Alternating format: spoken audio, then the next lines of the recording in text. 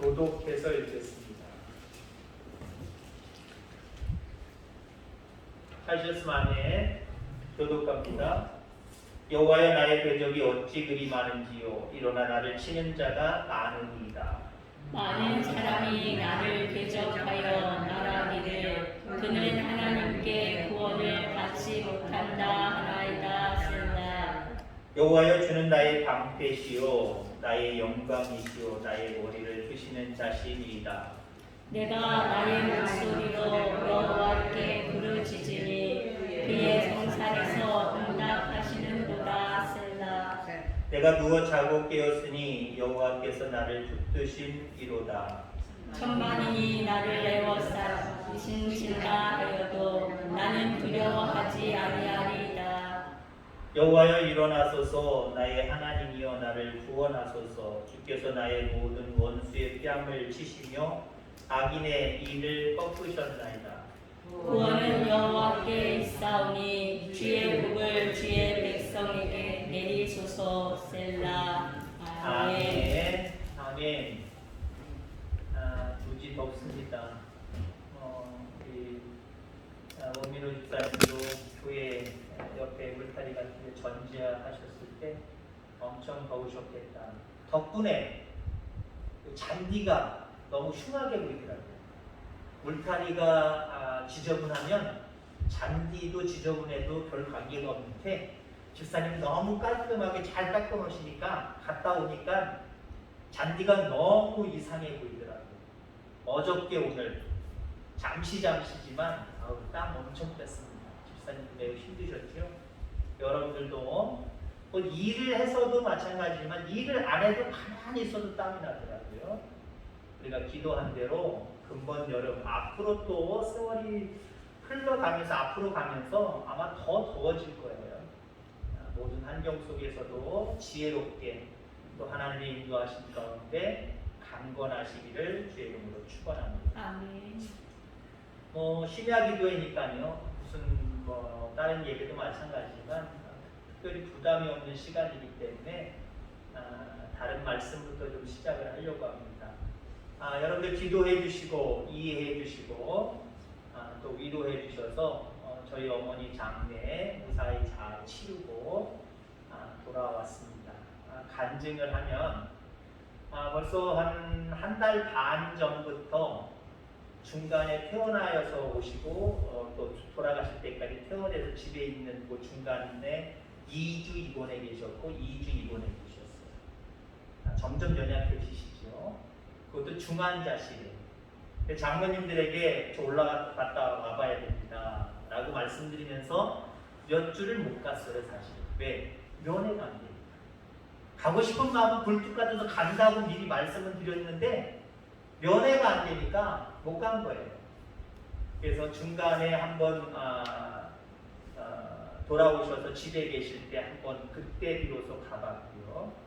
이번에도 휴가를 미리 내서 우리 장모님이랑 저희 어머님이 대단히 친하거든요. 미국에 있을 때도 저희 장모님이 6개월 미국에 계시다 6개월 한국 가 있고 6개월 미국 가 계시다 또 가고 그래서 같은 이웃에서 사셨기 때문에 오누이처럼 그냥 언니 동생처럼 대단히 친했어요. 모시고 갔어요. 모시고 갔는데 돌아가시기 전 금요일 날 형제들은 미국에서 다 왔으니까 우리 첫째 아들까지 다 나왔으니까 어머니 보기도 했지만 또 예배도 같이 드렸고요. 그래서 서로 담소를 나누고 두 분 방에서 이야기를 나누는데 부흥회를 하시더라고요. 어머님이 직접 입술을 벌려서 찬송할 수 있는 기력까지는 없으니까 누워 계시고 화장실 갈 때 일어나시고 식사하실 때 일어나시고 우리 장모님이 거의 독창으로 찬송을 한 수장을 부르시더라고요. 두 분이서. 그러시다가 저는 이제 장모님을 좀 모셔다 드리고 토요일 날 아침에 내려오려고 그러는 상황 가운데 있는데 토요일 날 어머님이 위독하시다고 다시 올라갔어요. 수원에서도 다시 올라갔어요. 그런데 저희 어머님이 토요일 날 새벽 2시경에 주무시다가 쭉 그러시더니 똑바로 누우시고 그 다음부터 완전히 의식을 이제 그 다음부터는 없는 거예요. 마지막 말씀이 쥐였어요. 크기는 어떻게 됐는지 모르지만 아무튼 주변에 자는 자녀들이 깰 정도로 쥐 하고 용쓰더니 그냥 그것으로 눈은 감고 호흡은 하는데 의식은 없어요.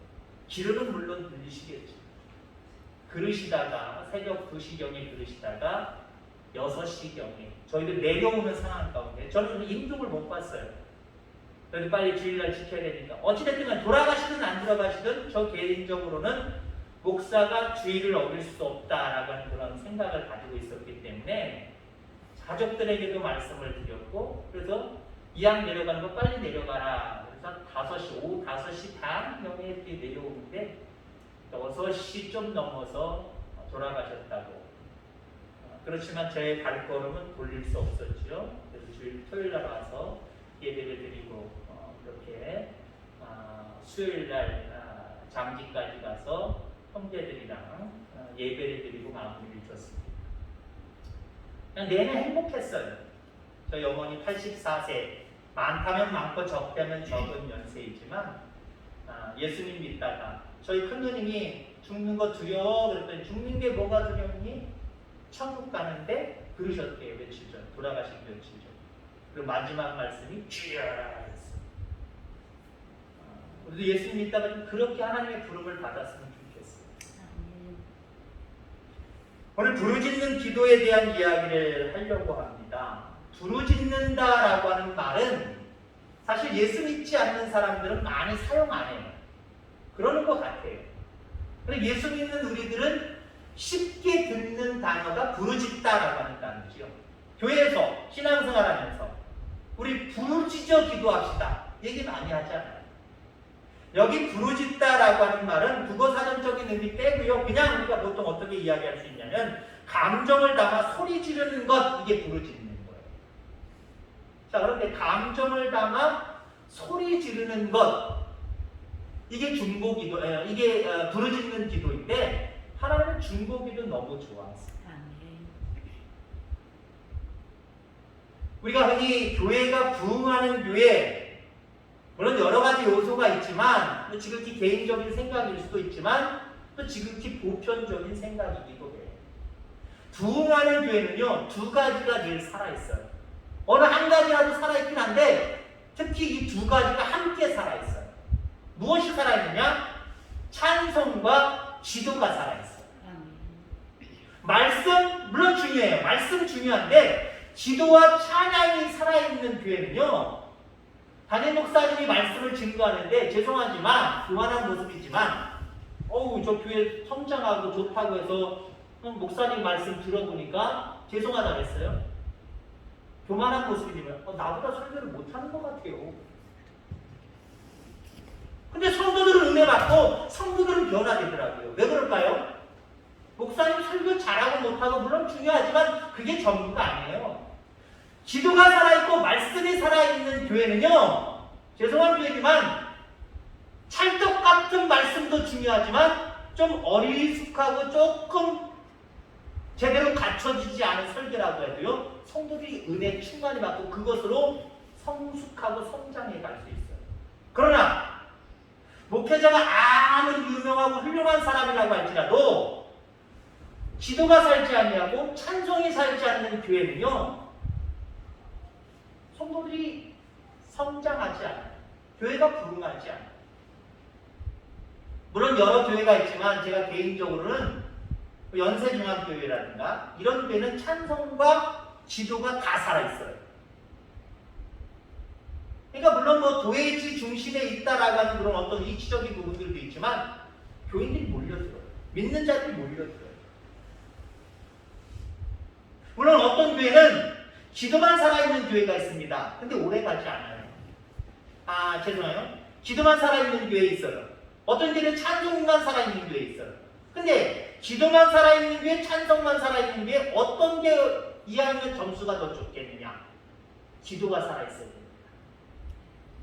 기도는 살지 않았는데 찬송만 살아있다? 근데 찬송이 점점 식어질 수가 있어. 특히 요즘 수십 년, 한 10년, 20년 전부터 한 30년 전까지 바라볼 수도 있지만 경배와 찬양, 찬양 위주로 해서 예배드리는 교회들 상당히 많습니다. 지금도 한 주에 한 번씩 찬양 집회를 하는 그런 전문 사역자들도 많이 있습니다. 그런데 가만히 이렇게 듣고 있으면요, 많은 곳을 들어봅니다만은 듣고 있으면 찬송은 요즘 새로운 찬양이라든가 이런 거 저런 거 뭐 화음 놓고 열심히 하고 많은 사람들이 따라하는데 기도가 약한 그 찬양팀들이 있어요. 우리 불의주저 통성으로 기도합시다. 주여 인도자들 주여 몇 번 하다가 그냥 한 30초도 안 돼서 바로 또 찬송으로 이어지고 기도가 점점 적어도 5분 10분 가야 되지 않을까요? 그렇지 못해요. 근데 제가 아는 교회 속에서 약간 개인적일 수 있지만 연세중앙교회는요, 기도 찬양 그 시간이 엄청 길어요. 기도요? 찬송하는 만큼 아니 그 이상으로 공식적인 예배 속에서도. 여러분, 교회는 찬송이 살고 기도가 살아야 되는데 특히 기도가 먼저 살아야 돼요. 그럼 그 기도가 살려고 한다면 하나님이 기뻐하시는 기도 중에 하나가 바로 부르짖는 기도다라고 하는 거죠. 여기 부르짖는다라고 하는 단어는 성경에 참 많이 나옵니다. 성경 전체에서 240번 나오고요. 그 중에 시편에서는 51번이 나와요. 그러니까 약 5분의 1이 시편에서 나오죠. 그럼 시편은 어떤 내용입니까? 기도의 내용, 찬송의 내용이 시편의 내용이에요. 많은 인원은 아니지만 소수의 다윗을 비롯한 솔로몬 이런 사람들이 기도하는, 찬송하는 내용이 담겨져 있는 게 시편입니다. 자, 그러니까 성경에도 240번이나 나오고 시편에도 51번이나 나오는 부르짖는다라고 하는 단어, 이것을 통해서 하나님은 부르짖는 걸 좋아하시는구나. 여기까지 우리는 생각할 수 있어요. 여러분, 그렇습니다. 하나님은 부르짖는 걸 좋아하세요. 찬송도 부르짖는 찬양. 물론 음악적으로 바라보면 너무 소리 지른다고 해서 잘하는 찬양, 잘하는 노래가 아니잖아요. 박자, 감정, 그다음에 잘 다듬어진 절제된 모습으로 노래하는 것, 그게 더 아름답죠. 그러나 찬송은요, 그렇다고 해서 핏대서도록 막 이상하게 찬양하려는 게 아니에요. 이왕이면 내가 낼 수 있는 최대한 목소리로 부르짖어 찬양해야 되고요. 기도도요, 매 순간은 아니지만 부르짖는 기도가 우리의 메인 기도예요.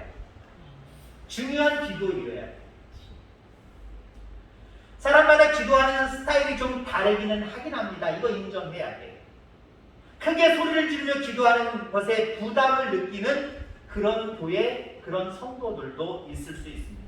그러나 우리가 기억할 것은 부르짖는 기도야말로 하나님이 우리에게 요구하시는 기도다. 물론 성경에는 잠잠히 골방에 들어가서 누가 듣지 않게 조용히 기도하는 내용도 나와요. 그러면 아까 얘기한 것처럼 부르짖는 단어가 240번이나 나오는데, 그러면 조용히 기도해라, 잠잠히 기도해라, 이런 내용은 얼마나 나오냐? 아주 소수예요. 우연의 일치일까요? 아니요.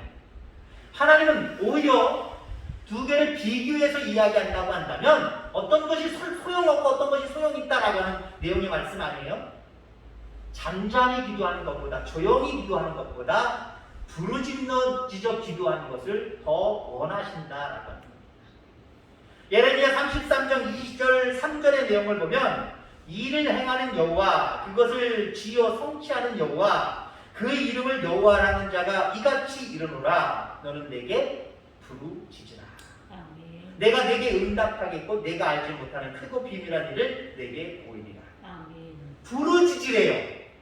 하나님 앞에 부르짖으면 응답하시는데 내가 알지 못하고 크고 비밀한 일, 다시 말해서 내가 생각했던 것보다 그 이상의 것을 우리에게 허락하신대요. 응답하신대요. 그래서 우리는 부르짖어야 됩니다. 자, 구체적으로 왜 부르짖으라고 하시는 것일까? 이 부분에 대해서 이야기해 보고자 합니다. 왜 부르짖으라는 것일까? 앞서도 얘기는 잠잠히 기도하는 것도 있는데 왜 굳이나 240번에 걸쳐서 성경은 우리에게 부르짖으라고 말씀을 하시는가? 부르짖는 기도가 간절한 기도이기 때문에 그래요. 물론 조용히 기도하는 건 간절하지 않냐? 그것도 간절해요.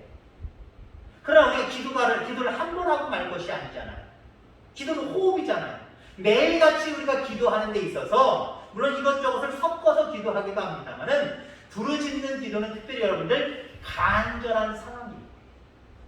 일상적으로 오늘 아침 시작됐습니다. 오늘 아침도 하나님 함께 하시고 오늘 하루 종일 함께 하시고 어쩌면 일상적인 기도지요.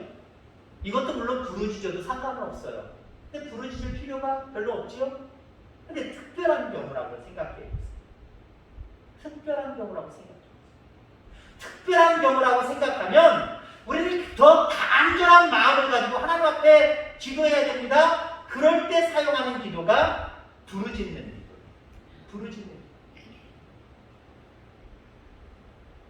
오늘 본문의 말씀을 보면은 다윗이 지은 시인데 오늘 본문이 다윗이 지은 시의 상황은 어떤 상황이냐면은 그의 아들 압살롬이 왕인 아버지를 대적해서 반란을 일으킨 거예요. 그럼 반란 앞에서 다윗 왕은 어떻게 해야 되느냐? 핵심하잖아요. 아들놈의 새끼가 감히 아버지한테 이 나라 왕한테 대적하고 있잖아요. 지금 반란을 일으켰잖아요. 거기에 대적해야 되지 않겠습니까? 근데 오늘 아버지 이 다윗은 결국 반란 앞에서 피신을 하게 되는 모습을 바라보게 되죠. 아마도 다윗은 아들에게 쫓겨 피신하는 상황보다도 아들이 자신을 대항하여 반역을 일으켰다라고 하는 그것 때문에 마음이 상당히 아팠을 겁니다. 괴로웠을 거예요. 그런 상황에서 다윗은 뭐라고 고백합니까? 하나님의 성산을 향해 부르짖는다 고백하고 있어요. 한 나라의 왕으로서 반란 앞에, 그것도 아들의 반란 앞에 다윗은 하나님 앞에 부르짖는다라고 이야기했다는 것이죠. 그러면 4절 말씀합니다. 내가 나의 목소리로 여호와께 부르짖으니 그 성산에서 응답하시는 거다. 여러분 이렇게 부르짖는 다윗의 기도는 얼마나 간절한 것일까요?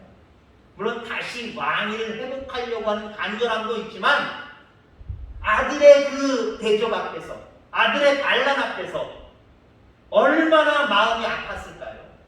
얼마나 마음이 괴로웠을까요?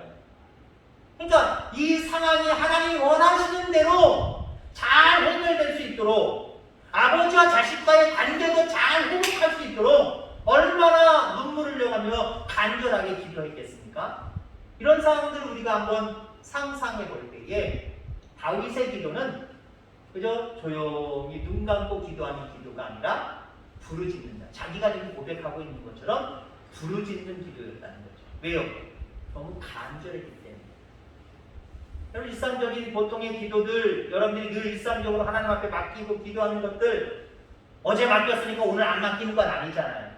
어제는 어제고 오늘은 오늘이어서 또 같은 일상인 것 같지만 하나님 앞에 맡기잖아요. 조용히 기도하셔도 상관없어요. 그러나 여러분 인생 앞에 조용히 기도하는 평상적인 일들만 주어지는 게 아니라 정말 갑작스럽고 정말 우리가 어찌할 수 없는 우리를 괴롭게 하는 많은 문제들이 있거든요. 이 문제 앞에서 여러분들 부르짖어 기도할 수 있는 저와 여러분들 다 되기를 주의 이름으로 축원합니다.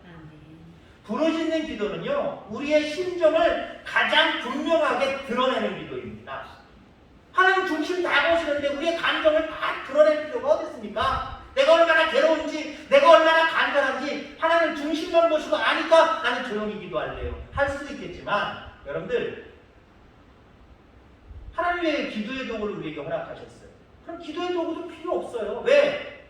하나님 우리 얼굴만 봐도 그 중심을 아시는 분이기 때문에 우리가 굳이나 입술을 열어 기도할 필요가 있습니까? 그러나 우리에게 기도의 도구를 주신 것은 네가 나한테 얘기해야 내가 들어주겠다는 거예요. 여러분들 그겁니다. 여러분들 네가 먼저 나한테 얘기를 해야 얘기를 걸어와야 내가 그대로 응답해 주겠다는 거예요. 그러니 여러분들 하나님 앞에 여러분들의 감정을 드러내는 걸 불편해하지 마세요. 창피하지도 마시고요. 중심을 보신다는 핑계 때문에 내 감정을 아무것도 표현하지 않고 가만히 있지 마시기 바랍니다. 하나님 앞에 그대로 표현하세요. 그럼 그 표현한 대로 하나님은 역사하십니다. 이스라엘 백성들이 네가 말한 대로 내가 행한다라고 말씀하신 것처럼 같은 맥락의 말씀으로 우리의 감정대로 표현한 그 감정대로 하나님은 역사하십니다. 네가 얼마나 간절하면 그렇게 네 감정을 부르짖는 것으로 간절함을 나한테 보이느냐. 아이고 그렇구나. 내가 응답해주마. 그러니까 부르짖는 기도 앞에 하나님은 응답의 카드를 꺼낼 수밖에 없습니다. 간절히 하나님 앞에 기도할 수 있게 되기를 주의 이름으로 축원합니다. 앞서 4절 말씀 내가 나의 목소리로 여호와께 부르짖으니 그 성산에서 응답하시는도다. 부르짖었더니 응답하셨다는 거예요. 간절하게 기도했더니 응답하셨다는 거예요. 여러분 부르짖어 간절히 기도하는 저와 여러분들 되기를 바라고 특별히 이 기도 속에 응답의 역사가 있기를 간절히 소망합니다. 자, 부르짖는 기도는요 마음을 집중하게 해요. 흔히 운동선수들이 기합을 넣지요. 단마디로 한마디로 이렇게 기합을 넣을 수 있고 아니면 뭐 다른 모습으로 다른 이름을 부르거나 아니면 자기만의 어떤 그런 모습으로 기합을 넣습니다. 자, 기합을 넣을 때 이게 정말 소리 지른다고 큰 도움이 되겠느냐? 도움이 된다는 거예요. 정신의학적으로 살펴봐도요 어떤 자기가 자기 나름대로 어떤 문제 앞에 어떤 것들 앞에 소리를 지르고 할 때에 집중하게 되는 효과가 있다는 거예요. 운동선수들은 집중을 하려고 소리를 질러요. 파이팅을 외쳐요. 보통 우리 목사님들, 장로님들도 마찬가지지만 이렇게 학교에서 선생님들끼리 배구를 하면요 언뜻 봤을 때 이 팀과 이 팀이 비슷해요. 실력이 특별하게 잘 때리는 사람이 아니면 가만히 보니까 비슷비슷해요. 근데 결과는 드러나게 되어 있죠. 그 결과를 보면서 그래서 저 스탠드나 이런 데서 보는 사람들은 멀리서 보면은 그 게임이 보이는데 전체적으로 평가가 나오는데 그 평가 속에 두 팀이 비슷한데 뭐가 다르느냐? 파이팅이 다르요. 파이팅이 있으면 승리하는 거고요. 파이팅이 없이 시무룩하고 시무룩한 상태에서 그거 못 받았냐고 서로 핀잔 주고 그러면 싹 다운되거든요. 그럼 실수가 많아져. 근데 파이팅이 있으면 실수해도 괜찮아요. 화이팅! 다음에 잘하면 돼. 잘하자! 화이팅! 조금만 잘하면 와! 너 때문에 잘했어. 파이팅을 외치고 소리를 외치고 손바닥이라도 부딪혀서 소리를 내고 하면은요 그 게임의 집중도가 달라지는 거예요. 실수를 잘해요. 비슷한 실력인데도 그래요. 여러분들 그렇습니다. 우리가 부르짖어 기도하면 하나님 앞에 집중하는 게 달라진다는 거예요. 집중하는 게 달라진다는 거예요. 자, 조용히 기도하는 거 나쁘다는 얘기 아닙니다. 앞서도 계속 얘기했지만 근데 우리가 조용히 기도하면 어떤 부작용이 나타나느냐? 다른 사람의 기도 소리 때문에 내 기도가 묻혀버려요. 내 기도가 방해받는단 말이에요. 자, 그 다음에 사람들이 많지 않은 상황 속에서 내가 조용히 기도하면 어떤 또 부작용이 있느냐? 내가 졸고 있어요. 여러 번 경험하셨죠? 부르짖어 기도하지 않으면 내가 존다니까요. 깜빡하고 졸아버린다니까요. 근데 부르짖으면 그 시간 30분이나 1시간이든 2시간이든 집중하게 되어 있다는 거예요. 집중하게 되어 있다. 여러분들, 부르짖는 기도는 내 스스로가 하나님 앞에 집중하게 만드는 거예요. 그 기도에 집중하게 만드는 거예요. 그래서 우리는 부르짖어야 한다라고 하는 거죠. 자, 우리의 마음만 집중하게 하느냐? 부르짖는 교회는요, 교회가 하나님의 뜻을 쫓는데 집중하게 만들어요. 하나님에게 만들어요. 자, 그러니까 여러분들, 부르짖어 기도하는 교회는 반드시는 물론 아니지만 기도가 살아있는 교회는요 성도들이 예배에 집중하고 선교에 집중하고 모임에 집중하고 모든 일에 집중하게 되어 있어요. 그런데 조용히 감옥하게 기도만 하고 그러는 교회들 다는 아니지만 여러 가지 일들에 집중이 안 되고 파이팅이 안 되고 으쌰으쌰가 안 돼요. 축도만 끝나면 술술술술술 다 빠져나가요. 파이팅이 안 된다니까요. 서로 하나님을 기쁘시게 하는 일에 집중이 안 된다니까요. 근데 기도가 살아있는, 부르짖는 기도가 살아있는 교회는요, 마음이 하나님 앞에 개인적으로 마음이 하나님 앞에 집중되기도 하지만, 교회 전체 구성원들이 그 교회가 하나님을 기쁘시게 하는 일들을 추진함에 있어서 집중하게 만들어요. 그래서 교회가 부흥하려면 기도가 살아있는 거예요. 왜 부르짖는 하나님 앞에 영광 돌리는 그런 여러분들 다 되기를 주의 이름으로 축원합니다. 자, 마지막으로 부르짖는 기도가 무엇이 좋으냐? 부르짖는 기도는 담대한 기도입니다. 담대한 기도. 어떻게 부르짖을 수 있어요? 가령 예를 들자면 아까 운동선수가 파이팅을 외친다 그랬죠? 파이팅을 외치는 것도요, 모든 선수가 다 파이팅을 외치는 게 아니에요. 가령 예를 들지만 다는 아니지만 숙기가 없는 사람들, 내성적인 사람들, 이런 사람들은요 파이팅도 잘 못해요. 하면 창피한 것 같고 그래서 잘 못해요. 물론 선천적으로 목소리가 작은 사람들도 있지만 어떤 사람들은요 담대함이 없어서 파이팅을 하게 하는데 파이팅! 이게 아니라 파이팅! 이러고 말하고. 그러면 아까 얘기했지만 그래서 지압을 낸다라고 하는 것은 집중하게 만드는다고 얘기를 했는데, 소리가 작으면요 그 집중하게 만드는 효과가 떨어지는 거예요. 여러분, 우리가 부르짖는 기도는 지선을 제압하는 담대한 기도인데, 무슨 지선? 신앙은요 영적인 전투예요. 마귀가 우리의 기도를 막아버리잖아요. 우리의 앞길을 막아버리잖아요. 하나님께 영광 돌리는 그 길을 자꾸 막으려고 하잖아요. 우리는 기도로 뚫어버려야 돼요. 아멘. 기도는 내가 무엇을 하기 전에 하나님 앞에 맡기고 하나님 앞에 도움을 구하고 하나님 앞에 능력을 구하는 거잖아요. 그래서 여러분, 기도는 내가 하고자 하는 하나님 앞에 기쁨을 내고자 하는 그 일들 가운데 일단 지선을 제압하는 작업이기도 해요. 여러분, 격투기 선수들도 마찬가지고 구기종목이나 이런 것들도 마찬가지고요. 처음부터 상대방에게 지선 제압을 당하면요 자기 실력이 온전하게 나올 수가 없어요. 특히 격투기 선수들한테 개체를 할 때, 아니면 뭐 이렇게 앞서서 심판한테 무슨 주의사항을 듣고 할 때 심판의 주의사항 뒤로 듣는 것 같아요, 안 듣는 것 같아요? 잘 안 듣는 것 같아요. 괜히 그 앞에만 쓰면 괜히 막 그리고 으르렁거리고 하고 눈싸움만 하고 있잖아요. 심판은 지금 한참 얘기하고 있는데 지들끼리 눈싸움하고 있고요. 실질적으로 그 심판이 주의사항을 얘기하고 자, 땡! 하고 해야 딱 맞는 건데 그 전에 먼저 맞붙어서 싸우는 경우도 생겨요. 몸무게를 재는 개차량 하루 전에 보통 합니다. 하루 전에 사단이 나는 일들도 있어요. 뉴스나 이런 동영상을 보면요, 내 게임은 내 일인데 오늘 서로 개차량을 하고 서로 대면을 하는 거예요. 거기서 주먹질을 하고 있어요. 눈싸움을 하다가 막 고개 밀고 기선제압을 하려고 하다가 그럼 거기서 그냥 바로 싸워버리는 경우도 있어요. 그건 반칙이고 잘못된 모습이지만 영적인 전쟁에서 지선을 제압당한다, 마귀에게 기선을 제압당한다, 하나님을 기쁘시게 하는 일 시작도 못하는 거예요. 해봐야 또 성과도 없는 거예요. 여러분, 부르짖는 기도는 마귀에게 기선을 제압하는 겁니다. 마귀를 기선 제압하는 거예요.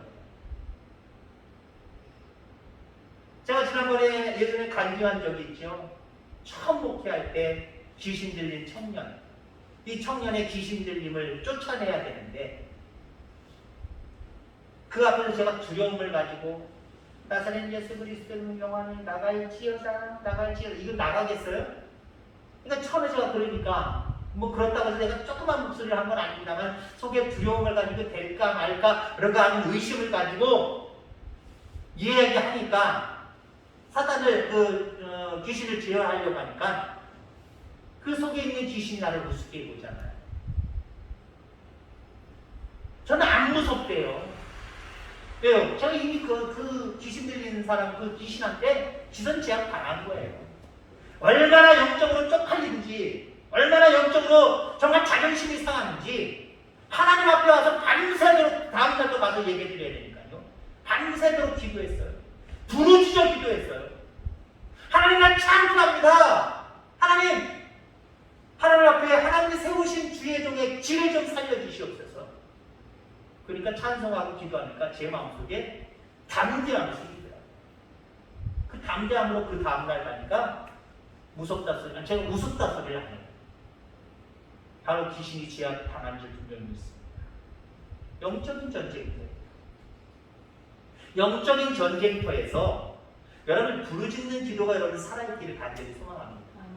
그러면 여러분에게 담대함이 생겨요. 담대함이 생기면 그 영적인 전쟁에서 승리하는 것은 그냥 주워먹기 쉽습니다. 사랑하는 성도 여러분, 우리가 이 땅에 살아가면서 하나님의 자녀로서 우리에게 주신 특권 많이 있습니다. 그 중에 나사렛 예수 그리스도의 이름으로 기도하는 기도의 특권, 우리에게 주신 선물입니다. 이 선물 땅에 묻어버리지 말고요. 특히 여러 기도들을 우리가 섭렵해야 되고 다 사용해야겠지만 특별히 부르짖는 기도가 여러분들 가운데 살아있기를 간절히 소망합니다. 그래서 영적인 전쟁 속에서도 기선을 제압하고 날마다 승리하며 하나님 앞에 응답을 받는 놀라운 역사들로 그렇게 꾸려나가는 그런 모습이기를 주의 이름으로 축원합니다. 기도하겠습니다.